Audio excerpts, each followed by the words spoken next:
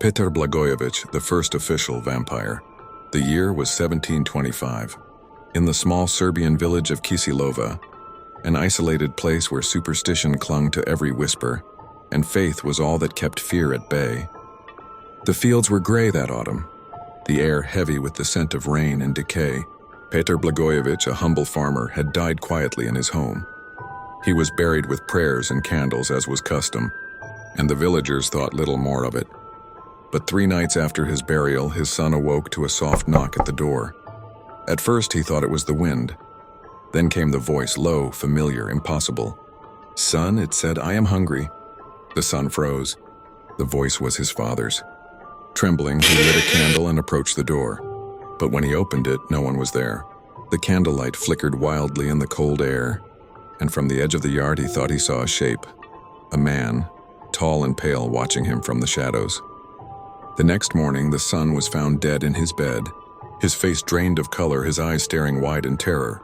The villagers buried him quickly, but fear had already taken root.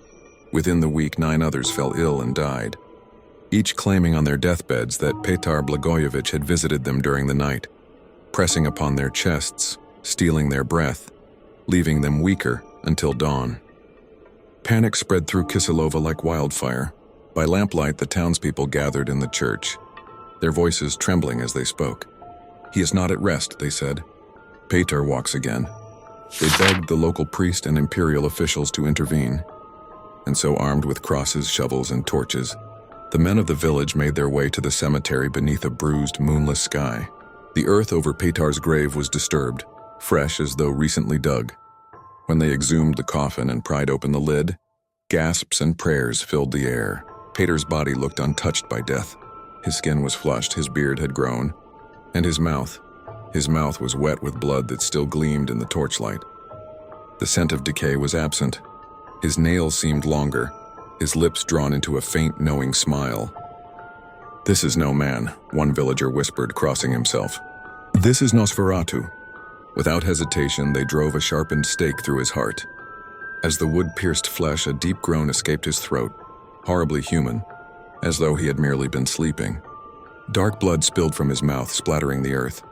The men recoiled in terror, but when the sound faded, the body lay still at last. To be certain, they burned what remained.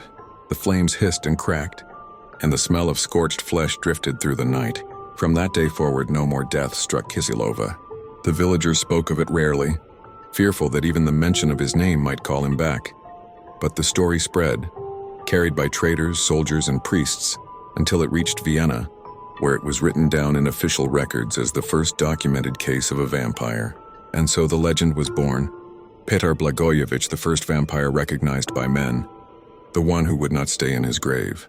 Some say that if you visit the old cemetery in Kisilova, where the earth still bears strange markings, you can hear faint knocking beneath the soil when the wind grows still. And should you ever hear a voice in the dark, soft and hungry, whispering, "I am hungry, my child," pray that your door is locked tight.